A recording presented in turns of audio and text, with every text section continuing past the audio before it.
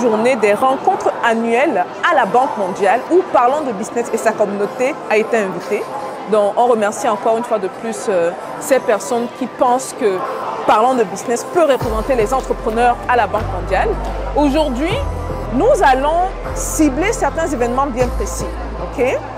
Premièrement, l'employabilité comme d'habitude, l'emploi en Afrique, donc pour les Africains. Deuxièmement, l'agriculture.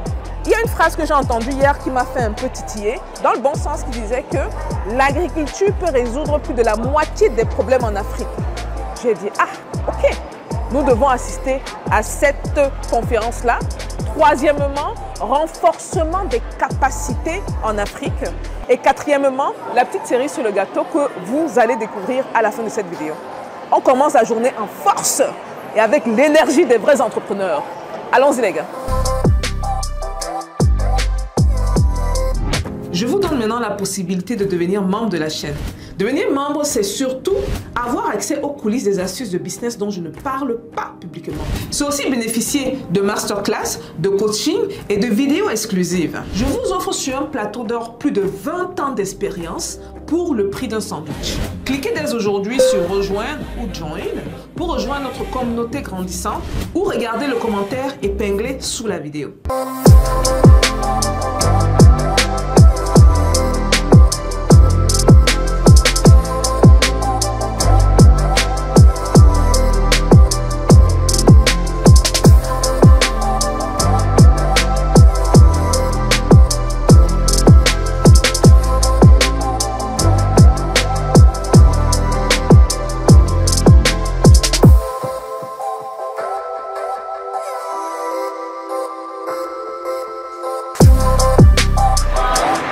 Ce qui achève la session sur l'agriculture, franchement, les gars, c'est assez urgent d'avoir ces informations-là.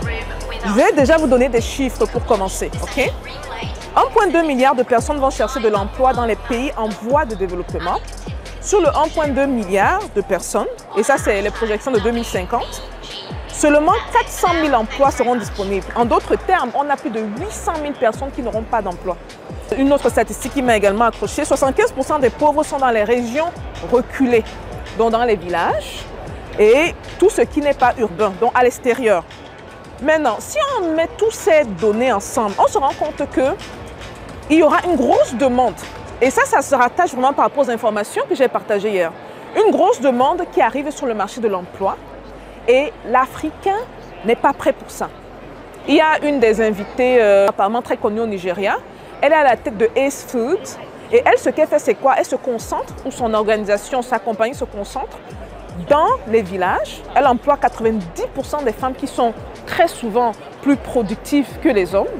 Pas assez surprenant parce que ça me ramène vraiment à ma propre expérience dans la microfinance. Et où justement, elle a pour but de divulguer l'information dans l'agriculture. Il y a des choses qu'elle a mentionnées et ça, c'est un truc qui m'a vraiment beaucoup touchée. Elle a dit, non seulement, je parle toujours de la même dame nigériane, elle a dit que l'Afrique peut non seulement se nourrir, mais nourrir le monde. Et ça, c'est une phrase que j'aimerais vraiment qu'on retienne. On a encore 60% des terres arables, on est encore dans le bio. Laissez-moi répéter ça, je pense que depuis 2021, je casse les oreilles des gens avec ces affaires de bio. On est encore dans le bio. La technologie, côte à côte avancée, dans le milieu de la nourriture, a prouvé ses limites.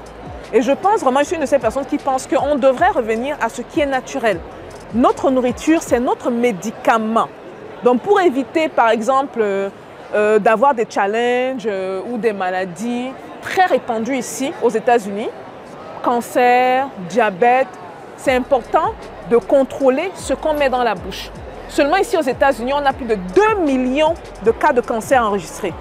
Et ces cas-là, ce sont les cas qui se sont déclarés. Qu'en est-il de ceux qui ne savent même pas qu'ils sont malades? Donc c'est très grave. Donc, par rapport au potentiel de l'Afrique, c'est énorme, énorme. Le premier point qu'on a mentionné, ce sont les engrais. Je suis une de celles-là qui dit et qui pense vraiment dans ces trucs que c'est important d'avoir des engrais bio. Est-ce que c'est faisable de faire des engrais bio? Bien sûr. J'ai un champ de plusieurs hectares, un domaine agricole de plusieurs hectares où on vous a montré que c'est faisable. Okay? Et la connaissance est disponible dans plusieurs fermes de renom en Afrique, dont la ferme Sungai. Donc encore, je tire mon chapeau à ce qu'ils font là-bas. Okay? On a le système des graines, toujours en termes d'avantages. On a toujours des graines productrices, on a des graines qui ont des nutriments, on a des graines qui sont pures, qui devraient être utilisées justement pour non seulement alimenter la population locale, mais qui sait, le fruit de ces graines-là peuvent être exportés avec le temps. Donc, gros avantage potentiel énorme. Deuxième potentiel, le challenge que les entreprises ont, surtout les entreprises agricoles, le challenge qu'elles ont de grossir. Donc là, on touch base encore le financement des entreprises. Même dans l'agriculture, c'est le financement. Et je pense que tous ceux qui ont fait l'agriculture, vous savez que c'est ce qu'on dit en anglais cash intensive. Donc, beaucoup d'opportunités si ces entreprises-là ont la possibilité de grandir. Et troisième chose, ce dont j'ai parlé hier et que la dame de Ace Foods a encore mentionné, comme quoi c'est important, le transfert des connaissances. Très souvent, on lance nos business, on essaye d'employer des gens sur place, les gens ne sont pas qualifiés. Donc, qu'est-ce qu'il faut faire? On met l'argent, on met l'effort, on met la sueur, on met l'énergie. Et on ne devrait pas le faire.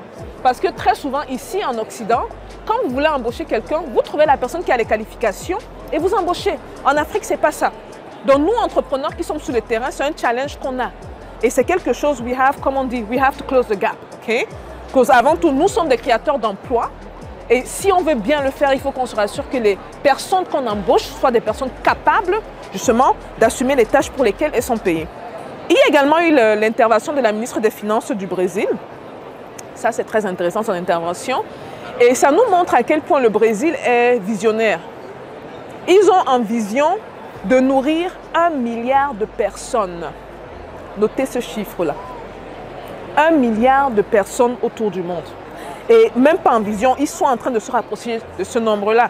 Maintenant, la nuance sera où par rapport aux Africains? Parce qu'on est beaucoup un peu trop dans le copier-coller. Okay? J'aime bien rappeler aux gens que l'Afrique, c'est la terre-mère, entre guillemets. L'Africain à 300 000 ans, c'est l'aîné. On devrait prendre l'exemple sur l'aîné. L'aîné ne devrait pas à tout prix suivre ce que les autres font. Nous, en Afrique, point de vue bien sûr personnel, ce qu'on devrait faire, c'est plus se concentrer sur l'aspect bio. J'aime beaucoup l'exemple du Brésil parce que vous allez vous rendre compte que c'est un pays qui part d'un pays du tiers-monde, un pays présentement en voie de développement. Certains même le qualifient de pays développé. C'est un pays qui a les mêmes conditions qu'en Afrique en termes de climat, en termes de région. Il y a beaucoup de similarités avec l'Afrique. Et donc, les techniques qu'ils utilisent au Brésil peuvent être justement recopiées ici du côté de l'Afrique. Mais le problème qu'on risque d'avoir, c'est qu'on ne veut pas se lancer dans tout ce qui est chimique. Parce que comme je l'ai dit, le chimique a fait ses preuves et a montré ses limites. Voilà un peu tout pour la première session ici. On va continuer avec la deuxième session. À tantôt.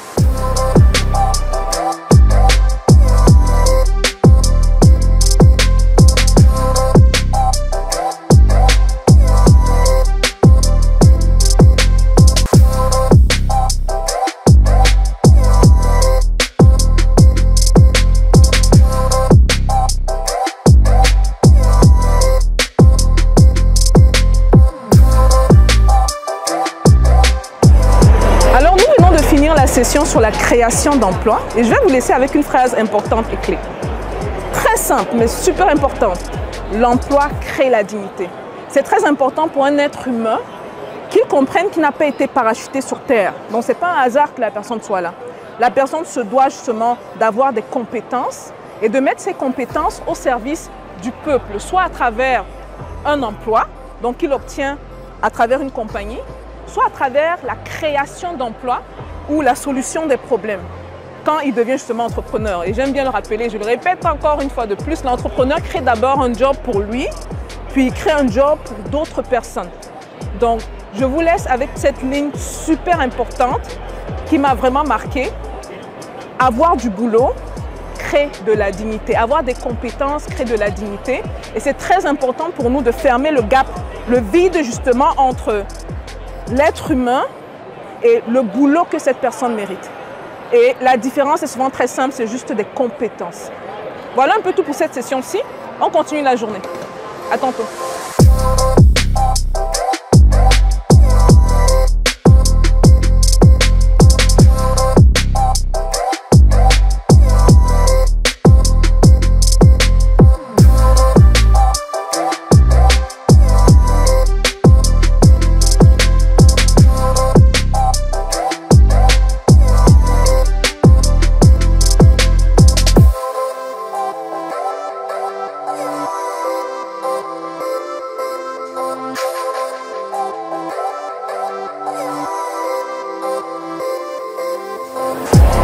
achevons la troisième journée avec une session très importante sur l'inclusion financière des femmes. Mesdames, les données que j'ai eues sont effrayantes. J'aimerais surtout qu'on sorte de cette session avec certaines leçons importantes.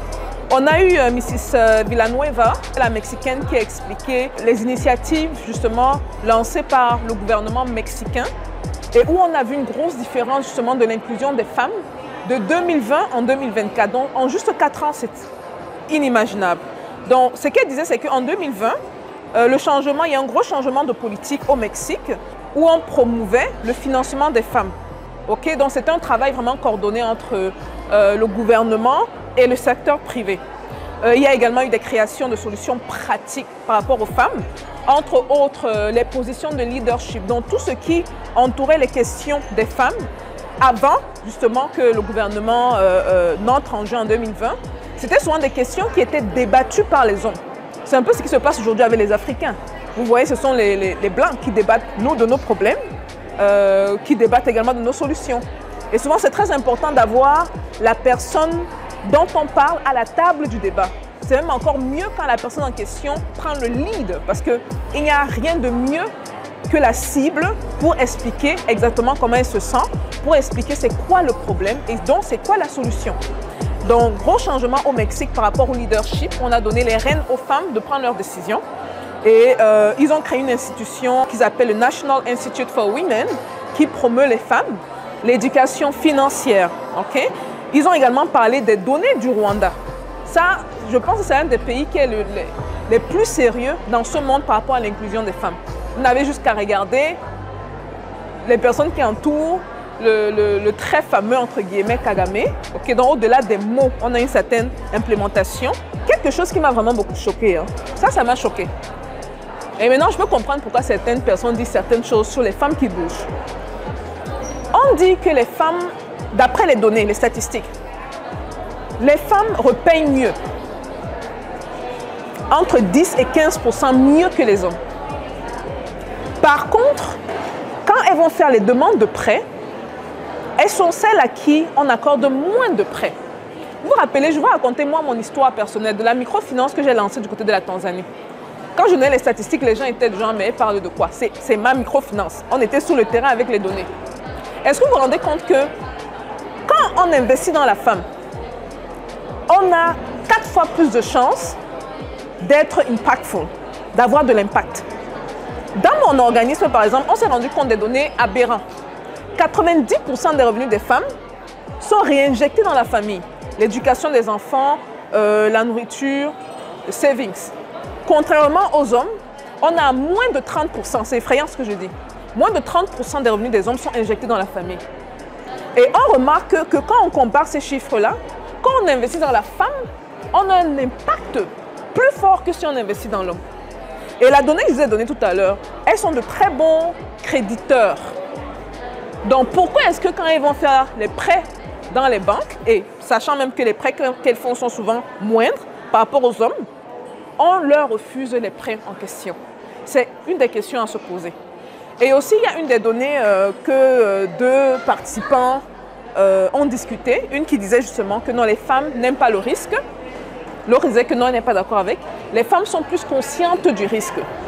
Moi, personnellement, qu'elles n'aiment pas qu'elles soient conscientes, il faut que les femmes s'assument un peu plus. Il faut que les femmes aient un peu plus confiance en elles. Et il faut qu'elles avancent. Pour moi, personnellement, je ne trouve pas normal. Et ça, je le dis principalement aux femmes. Je ne trouve pas normal que quand on demande à une femme, cite-moi tes modèles de réussite, il y ait des hommes dans la liste.